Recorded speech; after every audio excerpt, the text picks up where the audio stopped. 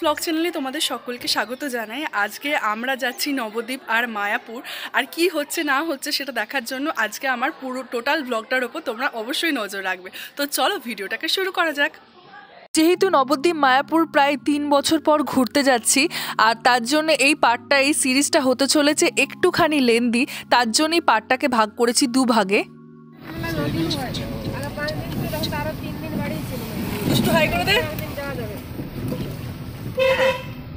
আটজন সদস্যের একটি দল নিয়ে আমরা বেরিয়ে পড়েছিলাম নবদ্বীপ মায়াপুর ভ্রমণের উদ্দেশ্যে। এখানে দেখতেই পাচ্ছ মাঝে মধ্যেই রাস্তাতে একটু ব্রেক নিচ্ছি, সেরকমই একটি ব্রেক নিয়েছিলাম নাদনঘাটে। নাদনঘাটে গিয়ে আমি একটা নতুন নদীর সন্ধান পেয়েছিলাম, তো সেই নতুন নদীকে একদম কাছ থেকে দেখব বলে একদম পৌঁছে গেছিলাম নদীর পাড়ে। এই নদীটার নাম ছিল খড়ি নদী, আর ওই নদীর অপোজিটে যে সর্ষে ক্ষেতটা আছে না, ওইটা আমার এত সুন্দরভাবে এতটা মন টানছিল যে তোমাদেরকে বলে বোঝাতে পারবো না। আর চারিদিকটা কতটা সুন্দর কতটা মনোরম বুঝতেই পারছো। এই জায়গায় দাঁড়িয়ে আমরা বেশ কিছু ছবিও তুলি। আর এরপর আমাদের পরবর্তী গন্তব্য ছিল নবদ্বীপ, আর দেখতেই পাচ্ছ নবদ্বীপে বর্তমানে আমরা পৌঁছে গেছি। আমরা এখন কোথায় এসছি রে? শ্মশান ঘাটে এসছি। মরাপুরাতে নয়, চান করতে গঙ্গার শ্মশান ঘাটে। বর্তমানে তোমাদের ফোনের স্ক্রিনে যে গঙ্গার ঘাটটা দেখতে পাচ্ছ, এটা ছিল নবদ্বীপের মরাঘাট। আর এই ঘাটটা প্রচণ্ড রকমের পরিষ্কার পরিচ্ছন্ন ছিল, আমার তো খুব ভালো লেগেছে। আমি বাড়ি থেকে স্নান করে এসেছিলাম, তাই আমাকে আর গঙ্গা স্নান করতে হয়নি, মা গঙ্গার জল একটু মাথায় ছিটিয়ে নিয়েছিলাম।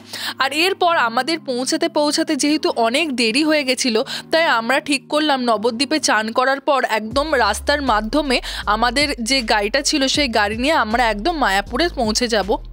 কিন্তু সমস্যার ব্যাপার হলো যে এই ফেরিঘাটে এর দূরত্ব অনেক কম হলেও বা এই রাস্তাতে এর দূরত্ব কিন্তু লেগে যায় প্রায় ঘন্টা দেড়েকের মতো। তাই যখন আমরা নবদ্বীপ থেকে মায়াপুর এসে পৌঁছালাম তখন প্রায় ঘড়ির কাঁটায় দুটো ছুঁই ছুঁই করছে। তা এরপর দেখতেই পাচ্ছ, যেহেতু আমরা একদম সিজনে এসছি, মানে পিক্স টাইমে এসছি, তাই দেখতেই পাচ্ছ কি পরিমাণে ভিড়ই না হয়েছে, প্রচণ্ড পরিমাণে ভিড় হয়েছে যাকে বলে, একদম মানে পা ফেলার জায়গা নেই। আর টিকিটের মূল্য বাড়িয়ে দেওয়া হয়েছে। এর আগে যখন কুপন মূল্য ছিল সেই কুপন মূল্য 40 টাকা হলেও বর্তমানে কুপন মূল্য প্রায় 50 টাকা করে দিয়েছে।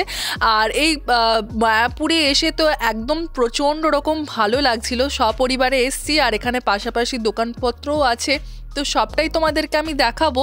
আশা করছি তোমাদের ভিডিওটি ভালো লাগছে। ভিডিওটি তোমাদের যদি ভালো লেগে থাকে তাহলে লাইক করো, কমেন্ট করো, শেয়ার করো আর সাবস্ক্রাইব করো। তো চলো দেখো। হ্যাঁ, আমাদের ভোগের কুপনের টিকিট কাটা হয়ে গেছে, আর এখন যেখানে ভোগ বিতরণ করা হচ্ছে সেদিকে যাচ্ছি। আর টিকিট মূল্য 50 টাকা করে। তো চলো যাওয়া যাক।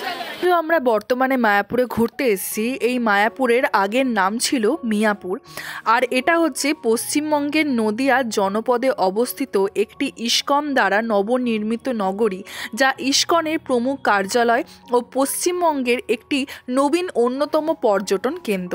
এই মায়াপুরে ভাগীরথী নদী পূর্ব পাশে কিন্তু অবস্থিত। এই নবীন মায়াপুরের কাছেই আছে জলঙ্গি নদী, যেটা ভাগীরথী নদীর সাথে মিশেছে বা সঙ্গম হয়েছে। এখানে ইস্কন আন্তর্জাতিক কৃষ্ণ ভবনামৃত সংঘ প্রতিষ্ঠিত এবং নির্মাণাধীন চন্দ্রোদয় মন্দিরও আছে।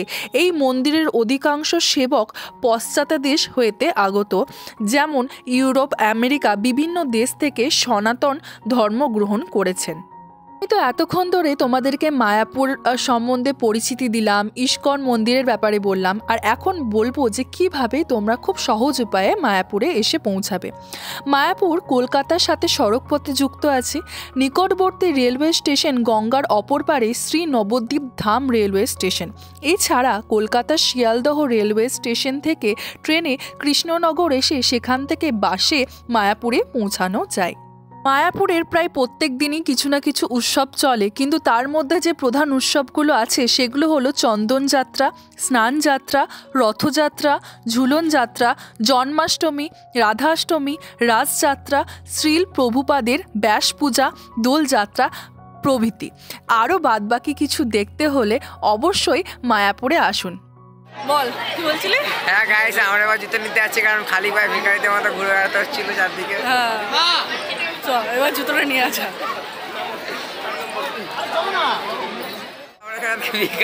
ভিকারি পেয়ে গেছি, যদি কেউ চিনে থাকে তো বলবেন এনে হারিয়ে গেছে। হারিয়ে গেছে নাম ঠিকানা ফোন নাম্বার দিতে হবে তো।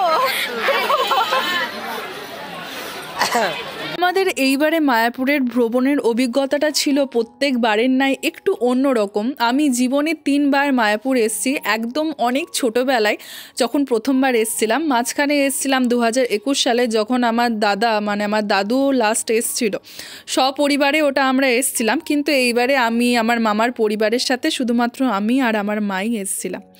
আর এইবারে যে আমরা এখানে মায়াপুরে ঘুরতে এসেছি, এই ঘোরার অভিজ্ঞতাটা সম্পূর্ণ ছিল পুরো অন্যরকম, ভিন্ন। কারণ কোনো উৎসবে বা কোনো হলিডের টাইমে কোথাও ঘুরতে গেলে যে কেমন ফিলিং হয়, সেটা এইবারে মায়াপুরে ঘুরতে এসে সেটা আমি ভালো রকমভাবে অনুভব করতে পেরেছি। যেহেতু মায়াপুরে আমাদের প্রসাদ গ্রহণ করা হয়ে গেছিল, তাই আমাদের ঠিক হলো যেহেতু আমরা নবদ্বীপে শুধুমাত্র স্নান করেছিলাম আর বাদবাকি কিছু দেখার সুযোগ পাইনি বা সময়ও হয়ে ওঠেনি, তাই ঠিক করলাম এই দুপুরের এই অবসর টাইমটাতে আমরা একটু ফেরিঘাটের একটু লঞ্চে করে আমরা চলে যাব নবদ্বীপে। তো প্রতিজনা মূল্য নিয়েছিল 10 টাকা করে। তো 10 টাকা করে টিকিট কেটে আমরা চেপে পড়েছিলাম লঞ্চের মধ্যে। আর এখন দেখতেই পাচ্ছ আমরা গঙ্গা পার হচ্ছি। মোটামুটি খুব ভালো লাগছিল। সারাদিনের ক্লান্তি এই গঙ্গাটার দেখার পর আর এই গঙ্গার একটু হাওয়া খাওয়ার পর একটুখানি কেটে গেছিলো। আর এখানে আমরা বসে আছি, দেখতেই পাচ্ছ, খুব ভালো লাগছিল। আর তোমাদের যদি ভিডিওটা ভালো লেগে থাকে তাহলে অবশ্যই কিন্তু লাইক করো, কমেন্ট করো, শেয়ার করো, আনসাবস্ক্রাইব করো। দেখে বুঝতেই পারছো আমরা চলে এসেছি নবদ্বীপে। আর এখন একটু টোটোওয়ালাদের সাথে কথা বলে নেওয়া হচ্ছে যে কোন দিকটা ঘুরতে যাওয়া যেতে পারে। আর এই নবদ্বীপের ফেরিঘাটের দুপাশে না প্রচুর পরিমাণে মিষ্টির দোকান, বিভিন্ন জামা কাপড়ের দোকান আছে। আর এখানে স্বল্প মূল্যে প্রভৃতি জিনিস সমস্ত পাওয়া যায়। আর এখন আমরা এসছি যেখানে হচ্ছে আমাদের মহাপ্রভুর জন্মস্থান, তো সেখানটায় একটু দেখতে এসছি। আর চারিদিকটা অসম্ভব সুন্দরভাবে সাজানো গোছানো, পরিষ্কার পরিচ্ছন্ন। ওখানে ওই যে আমার মা আর ভাই আর ওখানে মা, সবাই ওরা হেঁটে যাচ্ছে, আমি একটু পেছনেই যাচ্ছি, একটু ভিডিওটা করছিলাম বলে। আর এরপর তোমাদেরকে নবদ্বীপে আর কোথায় ঘুরলাম আর কি দেখলাম সেই সমস্ত কিছু ভিডিওটা থাকবে। আর সেটা যেহেতু ভিডিওটা অনেকটা লেন্দি হয়ে যাচ্ছে, তাই ভিডিওটা একই ভিডিওর মধ্যে পুরোটা আপলোড করা সম্ভব হয়ে উঠছে না।